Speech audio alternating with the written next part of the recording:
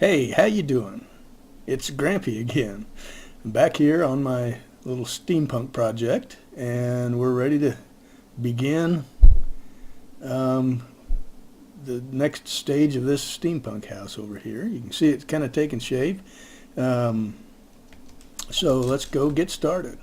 Um, Last time we had constructed the roof outlines, and off camera, I just tied all of the wood together. That's very simple. You just take whatever your choice of wood is. You can pick whatever you like.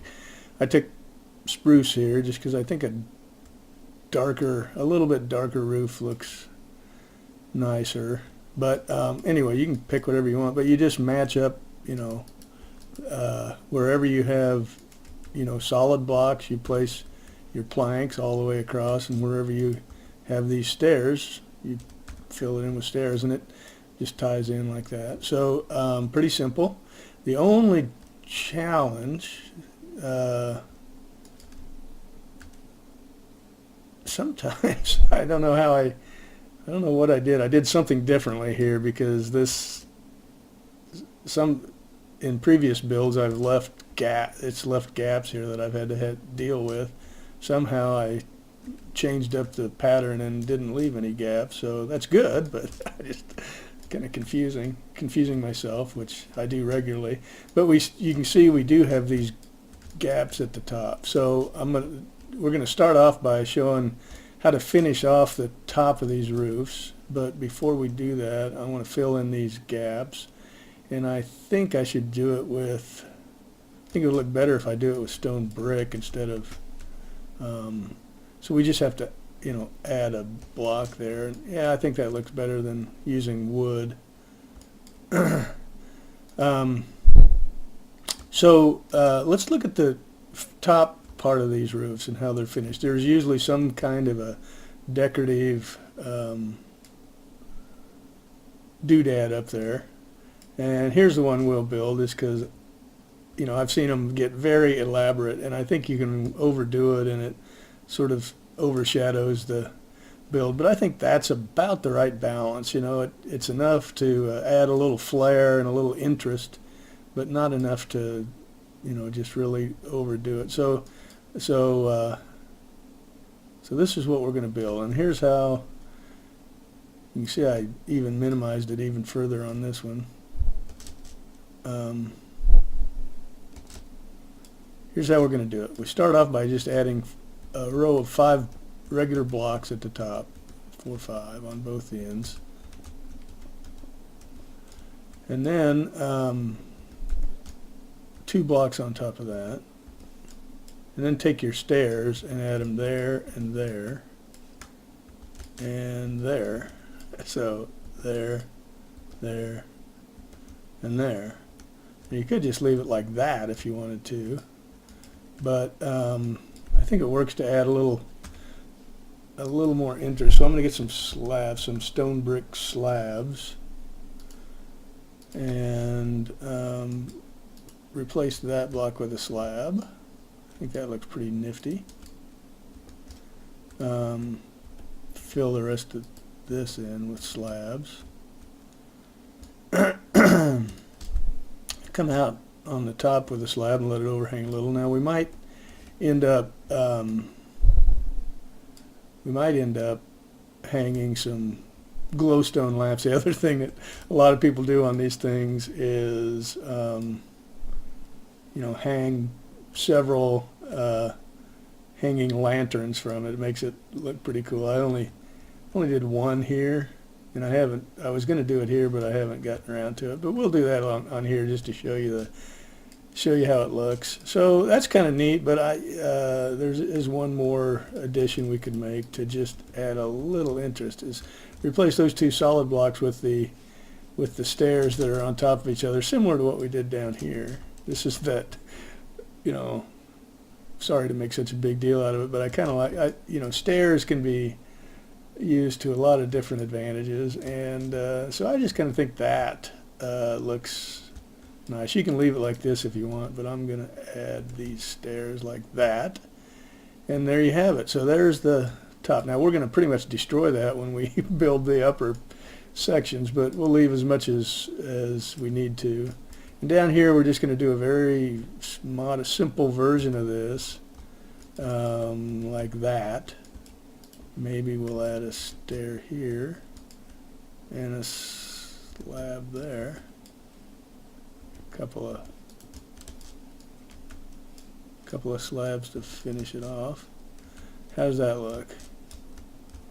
And that's probably good enough for that little section, and then we'll do the same thing down here.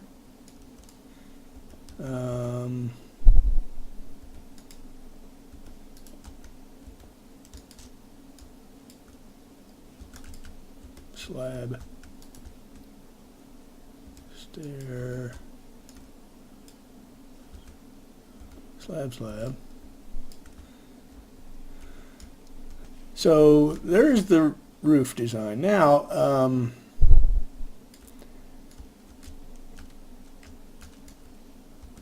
put a beam at the top of these walls, next level with the first row of the roof stairs, like that.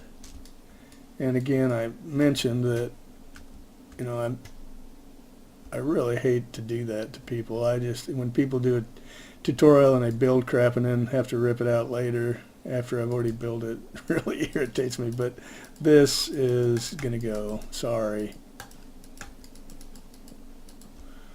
So there's that. This is a little different story. It's down here that it's gonna go, sorry.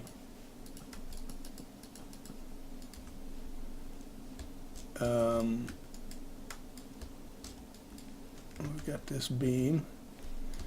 Now, inside of these, just to add a little depth and interest, the thing to do is to come one row back, one block back from the stone brick outline, and add logs that just come down to the bottom of the regular bricks on all of these surfaces like this. And then you know, you can finish these peaks off in different ways. I just like to put big windows here. It's easy, plus the more visibility you can get out of these things, the better, I think. So we'll do the same thing here. We'll come down like this on all of these. And then one back there. There. Now we'll add windows in there. I think it's now time to make a commitment on our color, just to fill that in and show you what it's going to look like. We're going to be adding windows and other things. Well, in fact, we know we're going to be adding some of these porches. So let's go ahead and do that. So on the middle layer, I think we'll do it on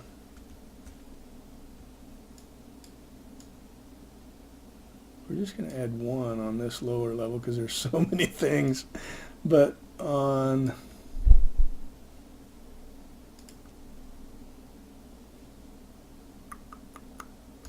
the outside, I think we'll add that little balcony area. And you can see we're going to do it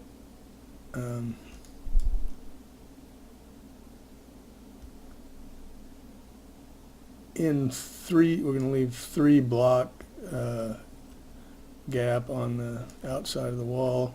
So and it's on the middle layer, middle story. So 1, 2, 3 block gap. We're going to come out there. 1, 2, 3, come out there. Come out 4, just like we did on all that other stuff. Now these, it's not going to have a roof. It's just, I just finish them off with, I'm probably getting in a rut, but I'm going to keep going. I just put, you know, leaves as kind of a, so you could do different things. You could put iron bars or whatever you want here. Stone fences, I like to cap these off. And now I don't do the trap doors on here because there's no pillar to go up with, but putting something there, so I've kind of compromised by just putting a button here. You could use a stone button. That might look a little Might stand out a little more. So there you go, buttons. And then the grass, might put another solid block in the corners. There you go. And then I've seen people like plant wheat in these things, and it looked pretty cool. I've also seen people build large enough open air balconies that they could do things like plant trees, and that also looks pretty cool. But we're just going to leave it like this, and it might bone me a little.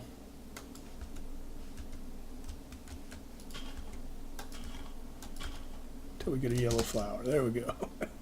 Okay, so that's a balcony. Did I do that right? I think I put that on the wrong level. I did. It's on the top level. I thought that was too narrow. I'm sorry. But I am going to rip that out and put it up here. So we're going to come in 3 from here. This is your penalty for watching an amateur. 2, 3. Come out 4.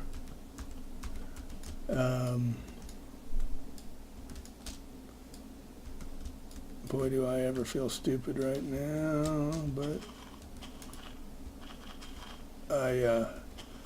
I'm used to that, so I can suffer feeling stupid pretty well. I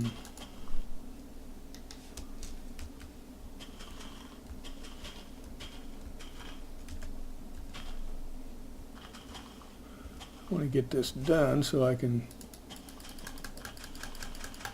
show you the technique for the support structures for these room additions and balconies and stuff.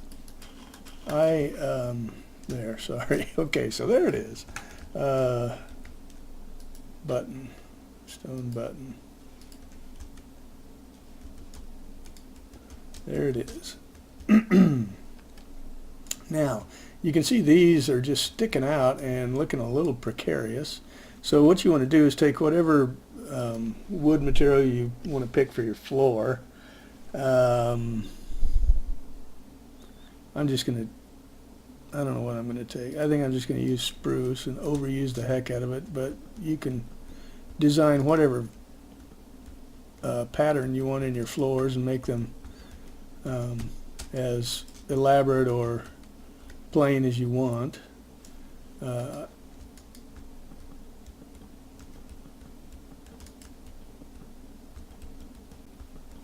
I'll probably change this later, but for now I just want to get this in. So there they have floors. Now let's show you the technique for the support structures for these. It's pretty simple, really. I use stone brick just to match the foundation and make it look a little nicer. I've used different material. You can see I used wood here, but I've sort of evolved, I guess, into using stone brick, and I think it makes it look a little more, it adds variety, and it makes it look a little more, I don't know, believable from a structural perspective. But here's how this works. You can kind of have to play around, but on the wider ones, like at the very top, I leave two block gap between the edges. And so we're just going to take these stairs and build and go down. So an upside down stair there, and then a right side up stair on the back of each one of these. And then we'll just keep going like that. Upside down stair, right side up stair, upside down stair, and finish it off like that. So that's really all it is. Sometimes you can, if you think it would add believability, you can double these up, but I think that looks too bulky. So you could like move over one and add another row next to it here if you wanted to. I think that looks too much. It detracts too much from the house. So whether people believe that could actually hold that up or not, I guess is the question, but that's kind of the charm of these steampunk towers. Now, I like to add a a floor onto these, and on this wide one you can do whatever you could take it all the way out here if you wanted, but mostly because of that, I like to leave the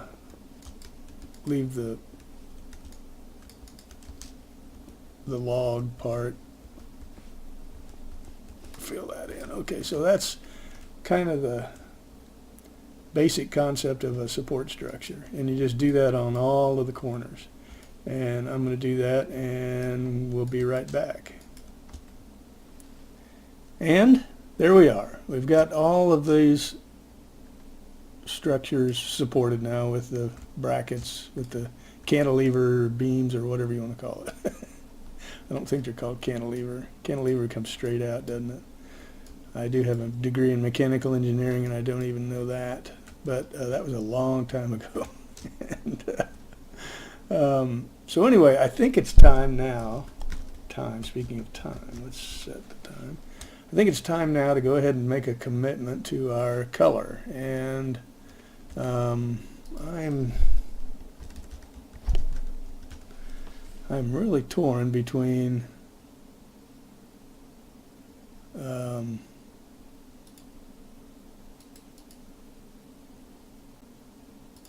three choices. So I don't know whether to make it red or purple or orange. I think actually orange might look the best, just because it would pop a little more, but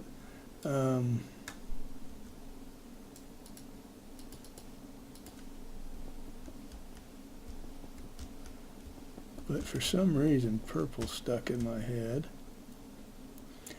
You know, you can do just white.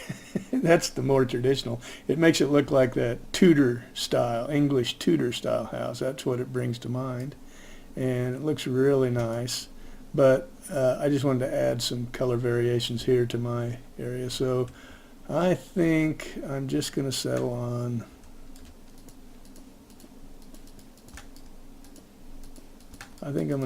red. And if we don't like it later, we can rip it out. That's the best thing. Now, we're going to be, sorry again, but we're going to be deleting some of these for windows. I just don't know, but it's hard to tell where the windows should go right away. So if you'll bear with me, we'll just add them all in and then delete them when we do figure out our window placement. But again, adding windows is a little iffy at this point, because we need to know where a lot of the add-on stuff is going to go, and without knowing that, it's hard to tell. So I think after we do this, we may be out of time for this video, and then in the next video we'll show you how to build the key main steampunk add-on, you know, attachments like the windmill and the water wheel and the propeller. But again, I've gone over my limit on the first couple. I don't know how I'm going to edit them down, but my standing with YouTube is, you know, completely amateur, whatever it is. And I think they've limited me to 15-minute videos. So, and my first ones were a little over 20. So with my magic video editing software, I'm hoping I can find a couple of minutes to cut out of them and not have to redo the whole thing somewhere. But we'll see. I don't know if I can cut anything out without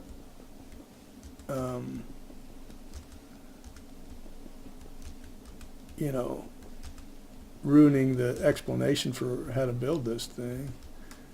I could probably cut about half of it out, since my mumbling. This is the tricky area. I'm not sure how to do that yet. I have to go look at some other examples. I think that can go. Not sure what I'm doing there, but let me stop and go back and show you what I'm talking about.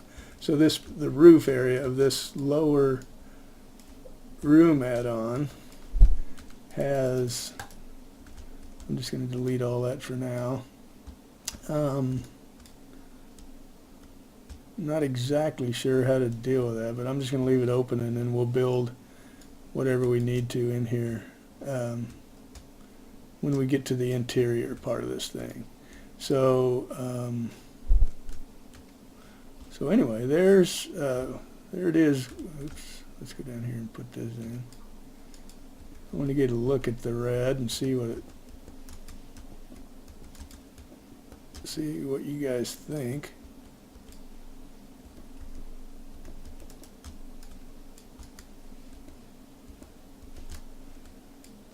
It might actually look pretty darn nifty, actually. There.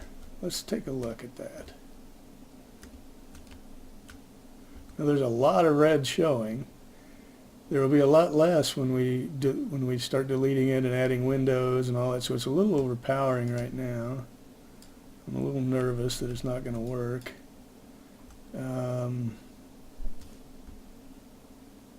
We're going to leave it for now, obviously, since it's running out of time. But who knows? We may we may decide that's needs to be changed.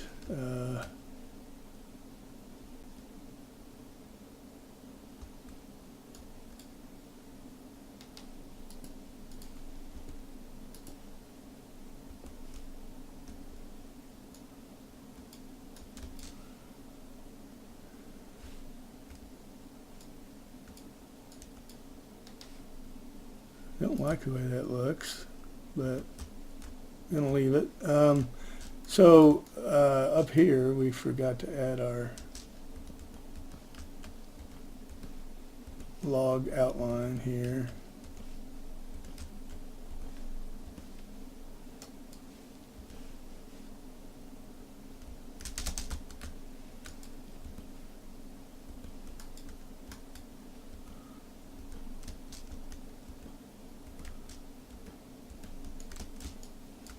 Like that. Actually, that's why that seemed weird to me. We'll add our beam here. You can see the beam comes right up to the very top part of this roof here, which is really perfect. And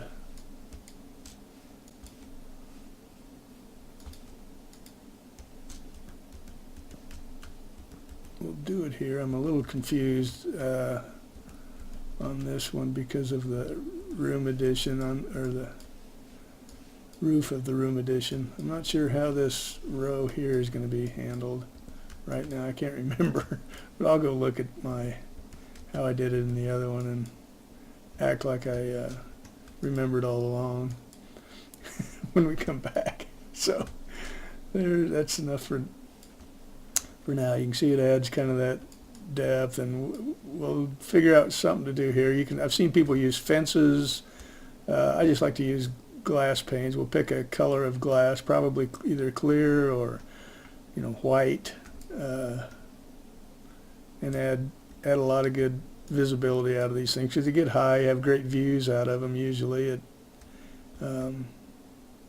So anyway, there's our red steampunk house.